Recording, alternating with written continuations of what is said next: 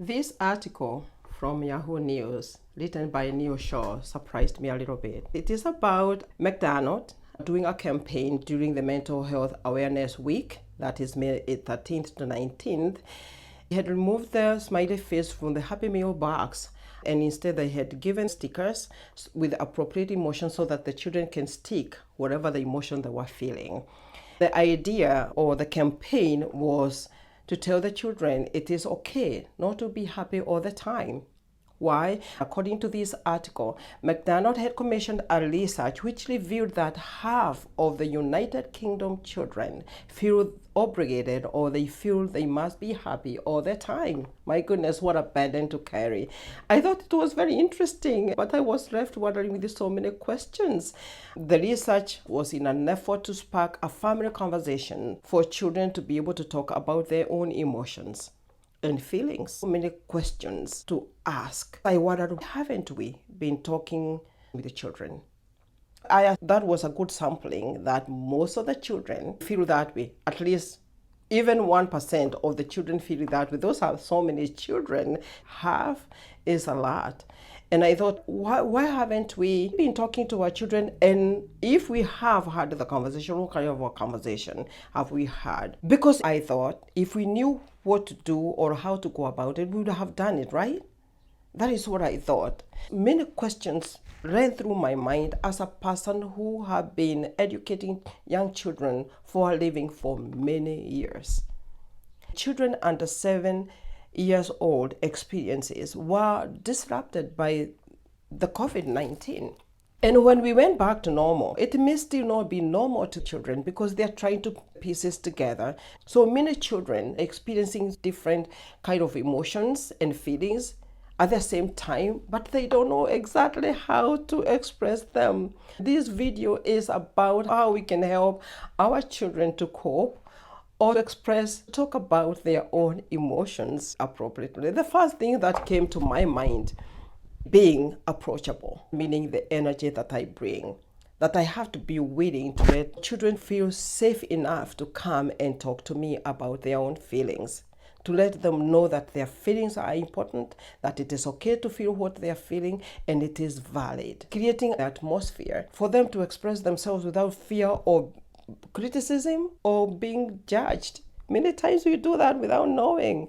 A child will be crying and we tell them, stop crying. It's like, okay, how am I supposed to express this? They don't know how else to express that emotion. We need to model for them how to express emotions appropriately in a healthy way.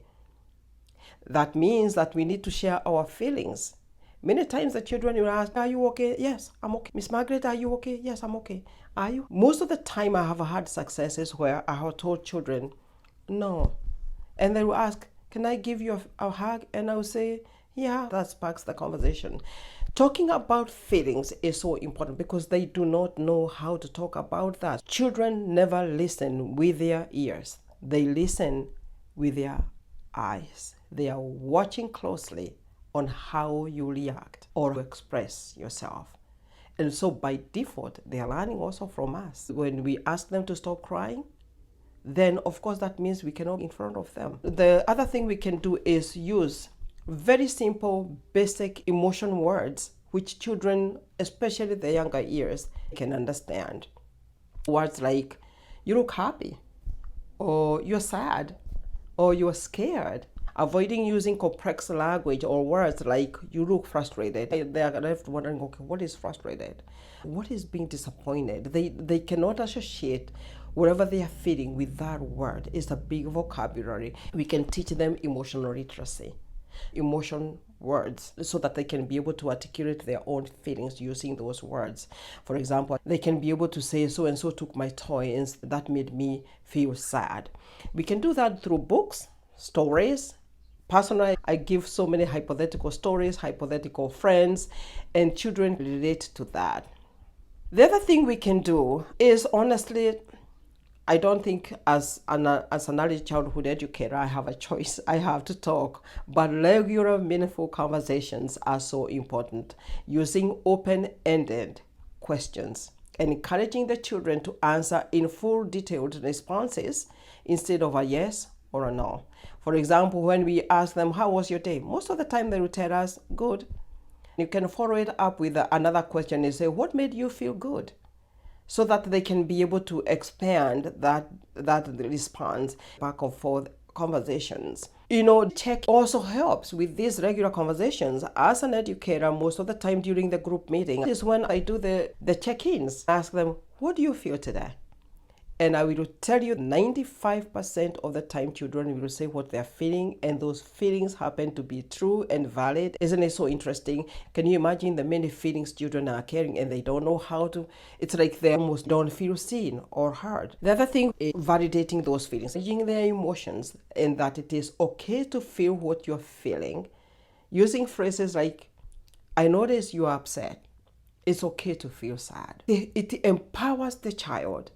And we model for them empathy so that they can be able to empathize with themselves, their friends, and also with you. It's very important. Last, most important, I think all of us need it, including myself, as a recipient and also as a giver, is practicing active listening. Because most of the time, we do not listen to understand, we listen to respond. And I think that works against us every single time. Children are not looking for us to give solutions of the problems or the challenges with their emotions. They are looking for us to give them full and divided attention when they are talking about their feelings. So when they talk to us, active listening will allow us to reflect and clarify what they just said. For example, if a child said, I was so mad today because 1, 2, 3 happened, I will say, oh, you were so mad because 1, 2, 3 happened? Tell me more. That means I'm clarifying, interested, and ready to hear what they have to say. The child feels heard, seen, feel validated. If they happen to ask, can you do this for me? Then we can teach them coping strategies. How do you want us to solve this? What should we do? So our job is to empower children to be able to proactively solve the problems, because by the time that child comes to you, they already hurt. You want child to feel empowered to tell their friend, that toy is mine.